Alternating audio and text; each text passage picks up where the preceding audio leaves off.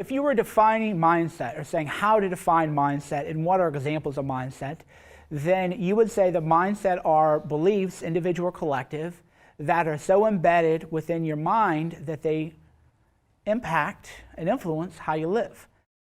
Easier way to think about it is just culture. Terence McKenna said culture is your operating system. Borrowing from that, we would say that mindset is your operating system. Mindset is your software, and your body is your hardware, but because they're interacting, this is always going to change. An example of mindset would be, do we live, and this is a fundamental one, it's a basic one, is do we live in a world of scarcity or do we live in one of abundance? If you believe that we live in a world where opportunities are limited, then you're not going to take chances. If you believe in a world where there are ample opportunities, actually more opportunities than you can think of, then you're going to find more opportunities. Sometimes I wrap up these concepts in maybe terms that I shouldn't use, like the universe. And what I usually mean by that is the universe of your own mind is opening yourself up to the possibilities within your own mind. If you view the world as being one of limited opportunities, then you're going to be less creative. If you're going to view the world as one as limitless, then you're going to be more creative. That's why when people say, how do I be more creative?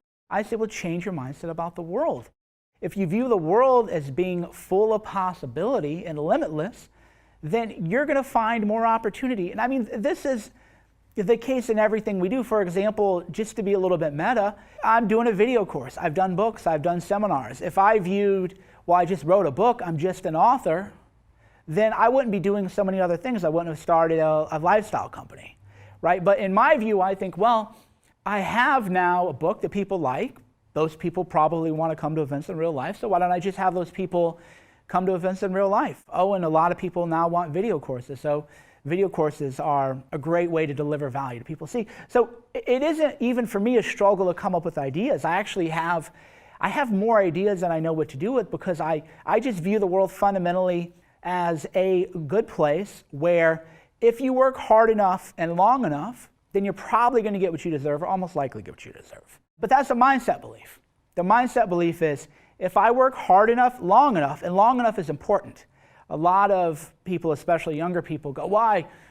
I don't have everything I want, and I don't know my life purpose. And think, well, how old are you? Well, I'm 19, and I don't know what my life purpose is. Like, man, I'm 40, and I don't know what my life purpose is.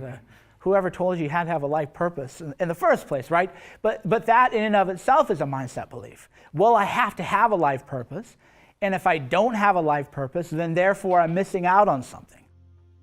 These are all mindset principles that they're baked in. The origins of the mindset are primarily your culture and the people closest to you. And there's multiple layers to this, and by layers I mean this. Whenever I try to change a person's mind, which is why I no longer try to change minds, people get angry at me. They want to argue with me. And before I quit arguing with people, because I realized that these ideas aren't even yours. Why do you care about getting rid of them? You didn't come up with these ideas. Somebody you grew up with told you this. Some teacher did, some doctor did, some culture did, some TV show did. You didn't wake up one day and realize that your life was terrible and the world was a bad place. You got that from somewhere, and then you want to argue with me and tell me why I'm wrong because you're running on an operating system that you didn't even create.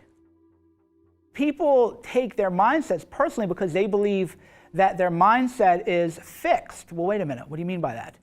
Well, what I just did there was to illustrate a fixed mindset versus a flexible mindset.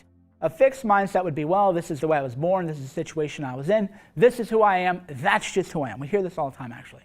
Well, I don't do that because that's just not who I am, or this is just the way it is going to be. Well, that's a mindset, because you believe that wherever you are today is where you're going to be tomorrow. And you believe that wherever you are today is because of what happened to you yesterday.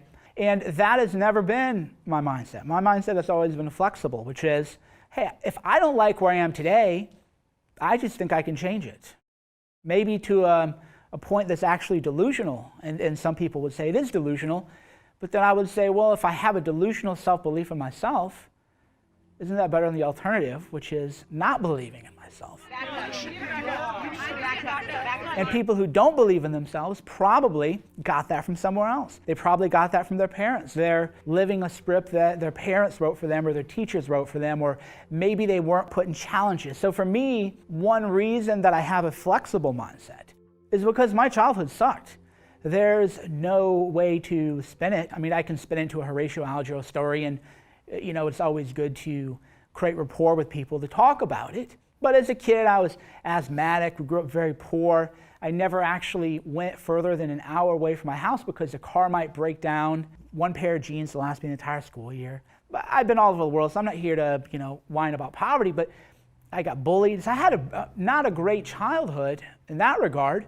But then I got into martial arts and I actually went to the gym. So I was able to actually change my environment and change myself because I grew up in a very uncomfortable situation.